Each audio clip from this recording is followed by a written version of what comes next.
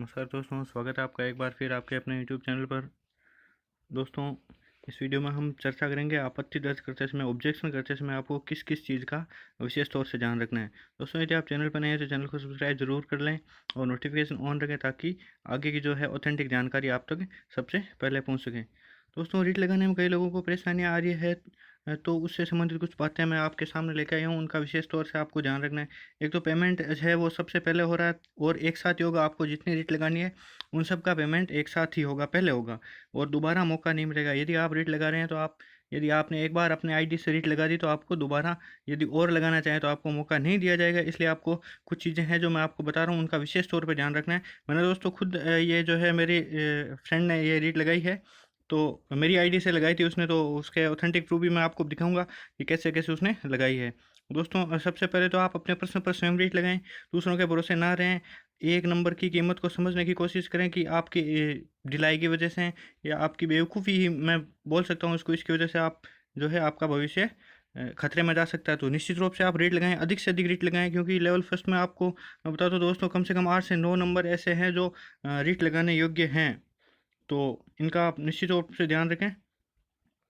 आगे दोस्तों बात करता हूं मैं, तो देखो आपको सबसे पहले माध्यमिक शिक्षा बोर्ड की जो रीट की ऑफिशियल वेबसाइट है www.readbser, इसमें लिखा हुआ है, इस पर आपको लॉगिन करना है।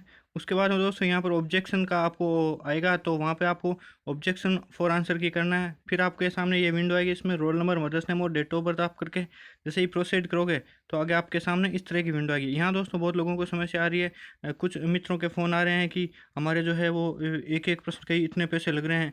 तो ऐसा हो रहा है दोस्तों, यहाँ select number of question for objection, यहाँ आपको कितने नंबर पर कितने प्रश्नों पर आप ऑब्जेक्शन लगाना चाहते हो वो सिलेक्ट करना है। जैसे आपको 4 प्रश्नों पे लगाना है तो यहाँ 4 प्रश्नों पे सिलेक्ट करना है। फिर आपके 4 प्रश्नों के 300 के हिसाब से 1200 रुपये लगेंगे।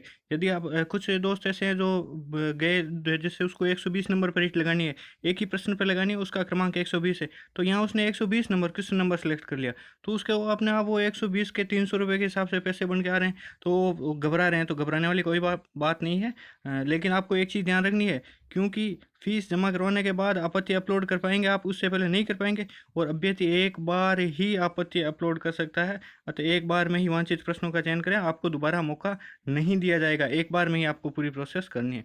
दोस्तों आगे हम चलते हैं। तो ये दोस्तों जैसे आप आगे जाएंगे तो इसमें पहले आपसे जो ऊपर की डिटेल है वो तो अपने आप अपलोड हो जाएगी लॉगिन करते ही। इसमें आपको लेवल पसंद करना है, उसमें क्वेश्चन नंबर, आंसर की, आंसर इन की, यहाँ पर दोस्तों आंसर इन की वाला जो ऑप्शन है ये आप देख सकते हो यहाँ पे। तो यहाँ पे दोस्तों आपको है ना आंसर जो की में दिया हुआ है माध्यमिक शिक्षा बोर्ड ने वो लगाना है, ठीक है। इधर सामने आपको है जो सजेस्ट आंसर, आपका सजेस्ट आंसर वो लगाना है, ठीक है।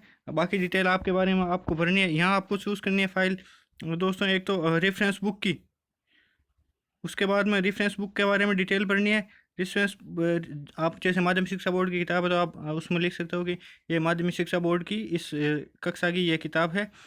अपलोड फ्रंट पेज, यहाँ पर आपको जो है बुक का प्रथम पेज जो मुख्य कवर वाला पृष्ठ है वो आपको अपलोड करना है।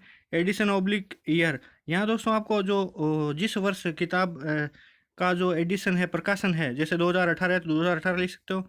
सेलेक्ट ईयर, इसमें दोस्तों यहाँ 2018 लिखना है सेलेक्ट ईयर में। तो और इससे पहले जो है इसमें दोस्तों आप जैसे कुछ शिक्षा विभाग से जुड़े लोगों से बात हुई तो उन्होंने बोला कि 2011 से बाद में जो है 11-12 के बाद से जो एडिशन ईयर जो है प्रथम द्वितीय तृतीय जो संस्करण होता था वो एक ही है, कुछ बदलाव नहीं हुआ है। तो यहाँ आप कुछ भी कर सकते हैं, प्रथम भी कर सकते हैं।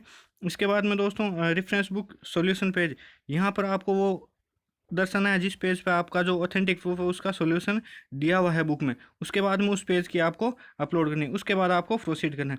ये दोस्तों देख सकते हो, ये मेरे खुद आप देख पा रहे होंगे, मेरे किसी मित्र ने मेरी आईडी से लगाए थे प्रूफ, उसके कुछ समस्या हो गई थी, उसने पहली बार में कुछ गलत कर दिया, दोबारा उसका हो नहीं रहा था तो उसने ये यूज़ में लिया था। इसमें दोस्तों आप देख सकते हो level, booklet number, question number, answer की में जो है क्या दिया हुआ है और आपका सजेस्ट आंसर।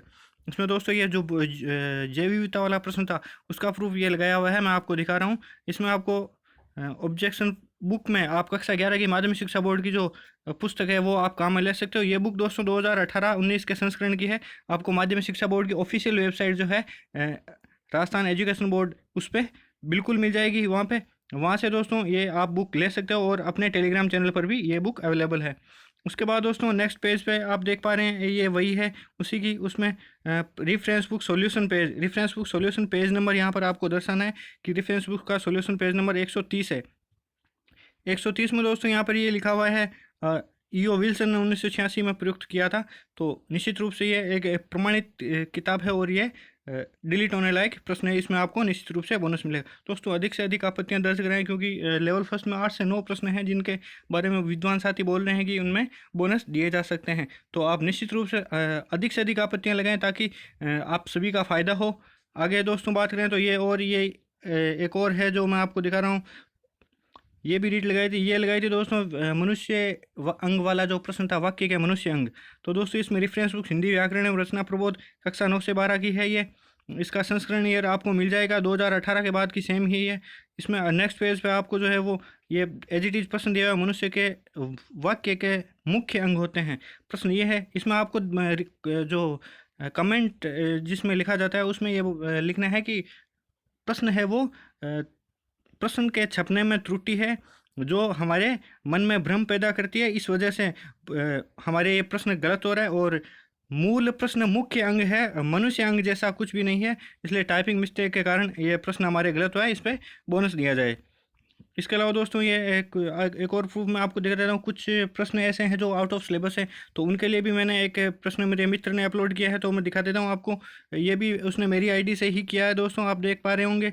राजस्थान अध्यापक पात्रता परीक्षा पाठ्यक्रम, इसमें जो है प्रूफ के रूप में, बुक के रूप में आपको जो माध्यमिक शिक्षा बोर्ड का जो सिलेबस है वो अपलोड करना है। ये जो सिलेबस है इसमें आपको ईयर पूछा जाएगा। तो दोस्तों ये जनवरी 2021 में सिलेबस जारी हुआ था, तो आपको उसमें ईयर एडिशन उसमें जनवरी 2021 करना है। इसमें आप जिस विषय पे रीट लगा रहे हो, जिस विषय के पाठ्यक्रम के को ऑब्जेक्शन कर रहे हो, तो उसका जो है पाठ्यक्रम आपको इसमें संलग्न करना है और दोनों जगह पर आपको पाठ्यक्रम की प्रति ही संलग्न करनी है। ये दोस्तों ये प्रश्न था जो गणित में प्रश्न था, एक कमरे वाला प्रश्न था जिसमें ईंटों की संख्याएं पूछी गई थी। तो कई विद्यार्थियों के ये प्रश्न गलत हुआ था और निश्चित रूप से ये ईंट त्रिविमीय आकृति है और माध्यमिक शिक्षा बोर्ड के सिलेबस के अकॉर्डिंग लेवल फर्स्ट में मात्र द्विविमीय आकृतियों के ही प्रश्न पूछे जा सकते हैं। इसके लिए लेवल सेकंड में त्रिविमीय को पूछा जा सकता है। तो ये निश्चित रूप से आउट ऑफ सिलेबस है, इस पर बोनस मिलने के पूरे चांस है। और दोस्तों निश्चित रूप से मैं एक बार और कहना चाहूँगा कि आप अपने प्रश्नों पर स्वयं रीट लगाएं, दूसरों के भरोसे ना रहें, क्योंकि हो सकता है उससे गलती हो गई हो या उसके भरोसे रहने से आपकी जो है बहुत बड़ा नुकसान हो सकता है। दोस्तों चैनल पर नए हैं तो सब्सक्राइब जरूर कर लें, आपको एकदम सटीक जानकारी इस चैनल पर मिलती रहेगी, नोटिफिकेशन ऑन रखें। इसके अलावा दोस्तों मैं एक और बात करना चाहूँ तो दोस्तों ये बहुत सारे लोगों के फ़ोन आ रहे थे कि इस पर रीट कैसे लगाएं, इस पर क्या करें हम। तो इस पर दोस्तों आप जो है कई पुस्तकों में इनके जो है ऑप्शन ADHD और पार्किंसंस के बता रहे थे कि वो है वंशानुगत रोग हैं। तो दोस्तों इसमें आप कुछ प्रतिशत ADHD और पार्किंसन है वो वंशानुगत होते हैं, लेकिन इस प्रश्न पर आप रीट लगाना चाहे तो ऐसे लगा सकते हैं कि कौन सा रोग पूर्णतः वंशानुगत होना चाहिए था, प्रश्न की भाषा में त्रुटि है, इसलिए पूर्णतः वंशानुगत फिनाइलकीटोन्यूरिया है, जबकि वंशानुगत ADHD भी और पार्किंसन भी होते हैं। तो इस पर आप रीट लगा सकते हो। इसके अलावा भी बहुत सारे प्रश्न हैं, मैंने पिछले वीडियोज़ में चर्चा की थी, आप उन पर रीट लगाएं, अधिक से अधिक प्रश्नों पर रीट लगाएं, आपको फ़ायदा मिलेगा निश्चित रूप से। और दोस्तों इसके अलावा जो ऑथेंटिक प्रूफ है वो आपको टेलीग्राम चैनल पे, या आप देख सकते हैं अपडेट विद राजेश चौधरी नाम से मेरा टेलीग्राम चैनल है, आप वहाँ पे जाके ऑथेंटिक प्रूफ है वो मिल जाएंगे। उनको दोस्तों एक बार और बताना चाहूँगा मैं, आप जो भी प्रूफ हैं सोशल मीडिया पे आ रहे हैं उनको खुद वेरीफाई करें, जो बताए गए हैं उस किताब में आप खुद वेरीफाई करें कि वहाँ उपलब्ध है या नहीं। यदि वहाँ उस पर उपलब्ध नहीं है किताब में और आपने अपलोड किया है तो उस पर कोई विचार नहीं किया जाएगा, इसलिए ऑथेंटिक प्रूफ को यूज़ में लेने से पहले वेरीफाई ज़रूर कर लें। धन्यवाद दोस्तों।